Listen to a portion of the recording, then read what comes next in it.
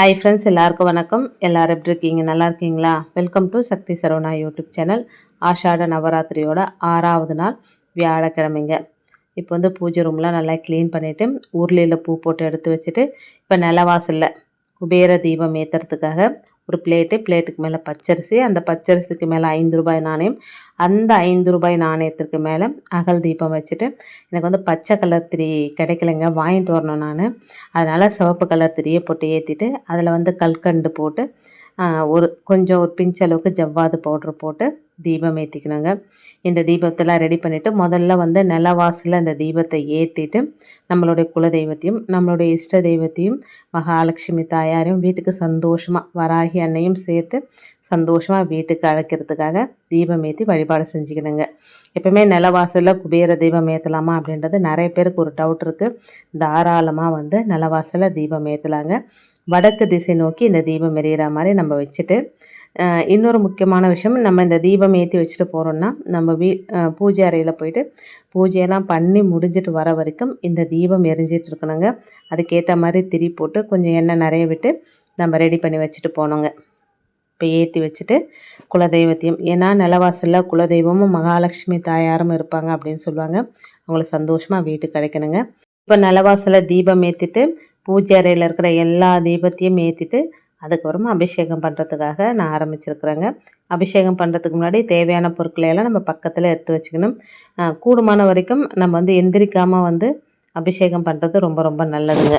இந்த ஆஷாட நவராத்திரி 9 நாட்களுமே வழிபாடு செஞ்சோம் அப்படின்னா வராகி அன்னையோட பரிபூரணமான அருள் நமக்கு கிடைக்குங்க. ஒரு சிலருக்கு வந்து பெண்களாகி நமக்கு தொடர்ந்து இந்த 9 நாட்களும் வழிபட முடியாத சில நாட்கள் இருக்கும். அந்த நாட்களை தவிர்த்துட்டு நாம் வழிபாடு செய்யலாம். இந்த 9 நாட்களில் ஒரு நாள் வராகி அன்னை மனசார நினச்சி ஒரு தீபம் ஏற்றி அவங்களுக்கு பிடிச்ச நெய்வேத்தியத்தை வச்சு வழிபாடு செஞ்சாலே வராகி அன்னையோட அருள் பரிபூரணமாக கிடைக்குங்க. நாம் வந்து வராகி அன்னையை எந்த அளவுக்கு நேசித்து அவங்களுக்கு பூஜை செய்கிறோம் அப்படின்றது தான் ரொம்ப ரொம்ப முக்கியம். இதை தவறி போச்சு, நமக்கு தெய்வ குத்தமாயிடுமோ அப்படிலாம் நம்ம எதுவும் நினைக்கணும் அப்படின்ற அவசியம் கிடையாதுங்க.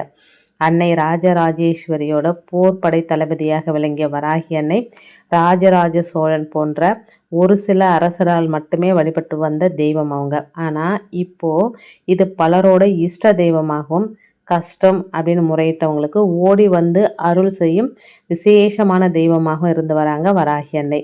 வராகி அன்னையை பஞ்சமி திதியில் அவங்களுக்குரிய வராகி கவசம், வராகி அஷ்டோத்திர நாமாவளி, வராகி அன்னையோட காயத்ரி மந்திரம், மூல மந்திரம் இது மாதிரி சொல்லி வழிபட்டோம் அப்படின்னா வராகி அன்னையோட அருள் நமக்கு பரிபூரணமாக கிடைக்குங்க.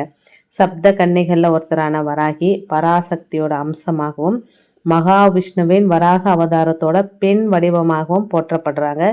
தீய சக்திகளை அழித்து தன்னை வழிபடும் பக்தர்களுக்கு அனைத்து நலன்களையும் வழங்கி காத்தருள்வாங்க அப்படின்னு புராணங்கள் வந்து சொல்லுதுங்க. இவங்களை வந்து பஞ்சமி, அமாவாசை திதிகள், செவ்வாய்க்கிழமை, வெள்ளிக்கிழமை இந்த மாதிரி நாட்களில் வராகியை வழிபடுவதற்கு விசேஷமான நாட்கள். வருடத்திற்கு ஒரு முறை வருகின்ற இந்த ஆஷாட நவராத்திரி 9 நாட்கள் வராகி அன்னைக்கே உரிய நாட்கள். இந்த நாட்களில் வந்து வராகி அன்னை வழிபடும் போது, குறிப்பாக பஞ்சமி திதியில் வராகி அன்னை, ஆஷாட நவராத்திரியில் வர பஞ்சமி திதியில் வராகி அன்னை வழிபாடு செய்யும்போது ஒரு வருடம் முழுவதும் பஞ்சமி திதியில் நம்ம வழிபட்ட பலன் நமக்கு கிடைக்கும் அப்படின்னு சொல்லப்படுதுங்க.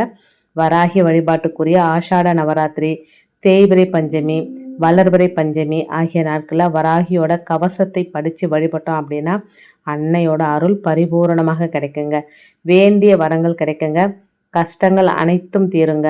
வராகியோட அருள் எப்போதும் நிறைந்திருக்க செய்யும். வராகி கவசத்தோட ஒரு சில வரிகள் என்னன்னு நம்ம பார்க்கலாங்க. தமிழங்க. முதல்ல வந்து நம்ம எந்த வழிபாடு செய்கிறதா இருந்தாலும் விநாயகரை வழிபாடு செஞ்சுட்டு தான் அதுக்கப்புறம் மற்ற பூஜையை வந்து நம்ம செய்யணும். ஏன்னா விநாயகரோட அருளும் குலதெய்வத்தோட அருளும் இருந்தால் தான் எந்த ஒரு பூஜையாக இருந்தாலும் சரி, எந்த ஒரு நல்ல விஷயமா இருந்தாலும் சரி, அதில் எந்தவித தடங்களும் இல்லாமல் நல்லபடியாக நடக்கும் அப்படின்றதுக்காக முதல்ல விநாயக பெருமானை ஓம் கம் கணபதியே நமக அப்படின்னு அவரை வணங்கிட்டு தான் நம்ம பூஜை செய்யணும். இது எல்லாருக்குமே தெரிஞ்சது தாங்க. வராகி அன்னையோட கவச வரிகள் ஒரு 4-5 சொல்லலாங்க.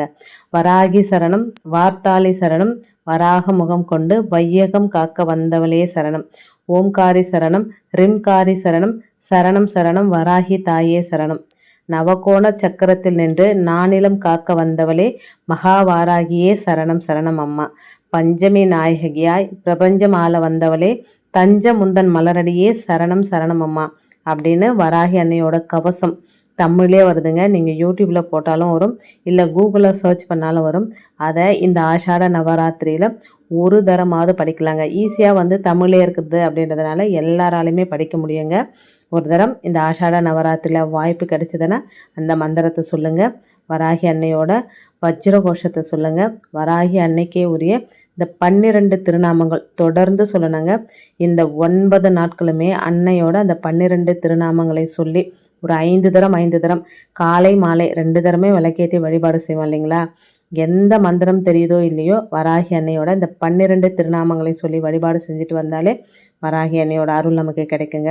பொதுவாகவே வராகி அன்னை இந்த நாட்களில் ரொம்ப சந்தோஷமாக இருப்பாங்க. அவங்கள இன்னும் சந்தோஷப்படுத்தணும் அப்படின்றதுக்காக தான் தினமுமே அபிஷேகம் பண்ணுறது, அவங்களுக்கு பிடிச்ச நெய்வேத்தியத்தை வைக்கிறது, அவங்கள வந்து இன்னுமே சந்தோஷப்படுத்தி நம்ம இதுதான் வேணும் அப்படின்னு அவங்கக்கிட்ட கேட்கணுன்ற அவசியமே கிடையாதுங்க. நமக்கு என்ன தேவையோ, அம்மா எப்பவுமே என் கூட நீ துணையாக இரு அப்படின்னு கேட்டாலே போதுங்க. அந்த மாதிரி கேட்கும்போது வராகி அன்னையோட அருள் பரிபூரணமாக கிடைக்குங்க. இன்றைக்கி வந்து வியாழக்கிழமை அப்படின்றதுனால கொஞ்சம் பச்சரிசிக்கு மேலே கொஞ்சம் நெய், மஞ்சத்தூள் போட்டு அக்ஷதை மாதிரி ரெடி பண்ணி, குரு பகவானுக்குரிய நிறம் மஞ்சள் இல்லைங்களா, அந்த மாதிரி அக்ஷதை மாதிரி ரெடி பண்ணி அதுக்கு மேலே 5 முக தீபம் நல்லெண்ணெய் விட்டு சிவப்பு கலர் திரி போட்டு தீபம் ஏற்றிக்கிறேங்க.